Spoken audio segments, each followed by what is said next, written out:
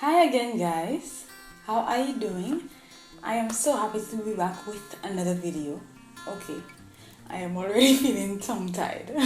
So, today what I will be speaking about is 5 things that you should know if you are considering going natural. Okay, the first thing that I have down is that if you're going natural, you should know that there will be an adjustment phase. It will take some getting adjusted to, it will take some adjusting. So when I say it will take some adjusting, I mean the natural hair care practices, the products you use, whatever you had in your mind in terms of hair care, it will take some adjusting. Because whatever you practiced before with your relaxed hair, it will not necessarily work directly. You cannot just cut it from your relaxer and paste it into your natural hair. It might not give you the most healthy hair if you just continue with everything you're doing with your relaxed hair. However, there is no need to fear. There is no need to fear whatsoever, because there is a vast amount of knowledge and information out there about natural hair care. YouTube is a great resource for one, and there are many blogs, and there are even natural hair books. There are ebooks. There is much information out there about natural hair and just general practices that you can employ. Also, there are people like myself who do natural hair consultancy, and these are people who can walk you through the basic processes so that you can build a regimen and get you started on your natural hair journey. Something else that I want to mention when I say that it will take some adjustment, even if it will take some adjustment in terms of how you go about taking care of your hair, all hair is manageable hair. I have heard some people say that the hair is too hard, the hair is too thick, the hair is too much, the hair is too neg, as the solution term for hard, or too negro, so they would not be able to grow natural. And I find that is so erroneous. All hair types are manageable. So yes, if you are considering going natural, no fear, darling. Your hair is manageable. You just need to learn what would work for your hair. The next thing that I think people should know is that you have 2 options. If you are considering going natural, you have 2 options to bring you to that point, that state of naturalness. So you can either do the big chop or the transition. The big chop is where you would cut off all your relaxed hair.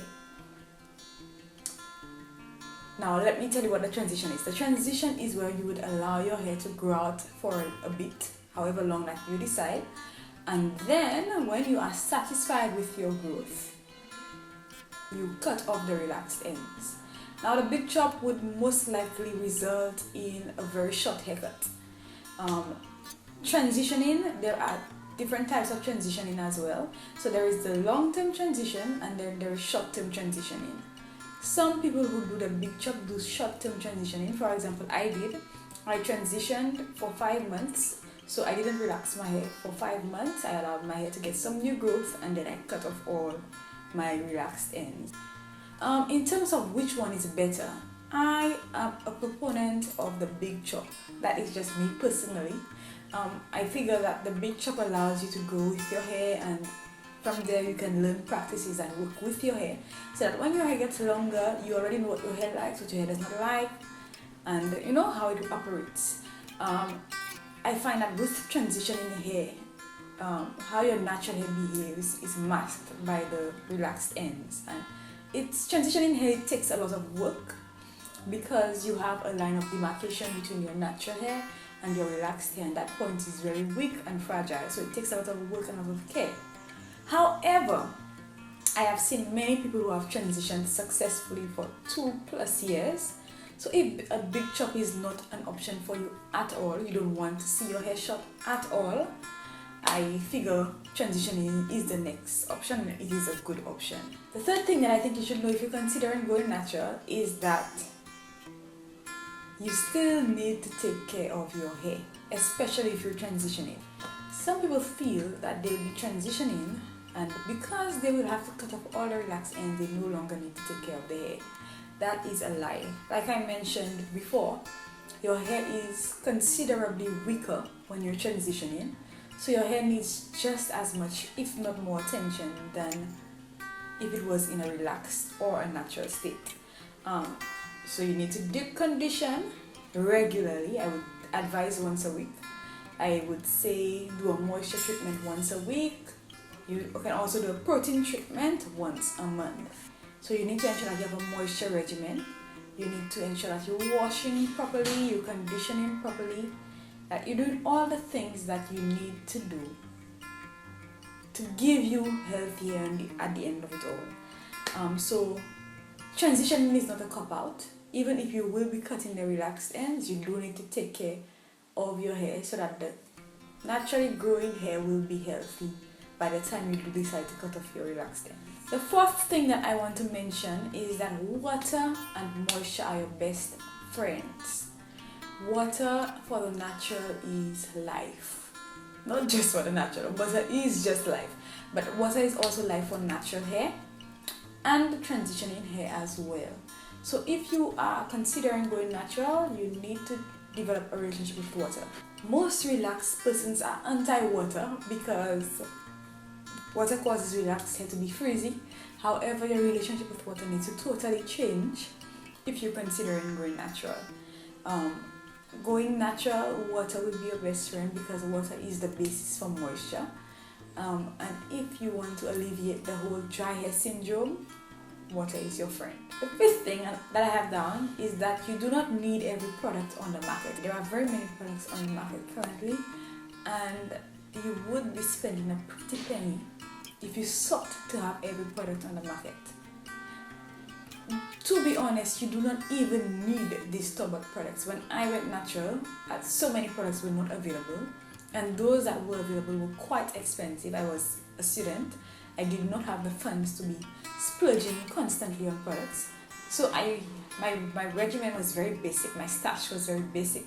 I only used natural ingredients, and my hair grew. The bulk of my hair growth took place in these years.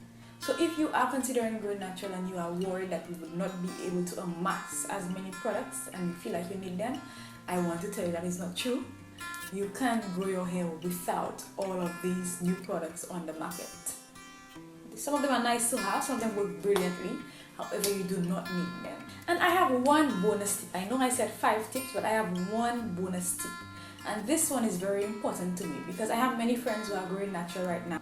And something that I hear constantly is that my friends who are considering going natural are dissuaded by persons who know nothing about natural hair, who are not natural themselves. So they tell them the hair is too thick, the hair is too hard, they will not look cute. Something you should know.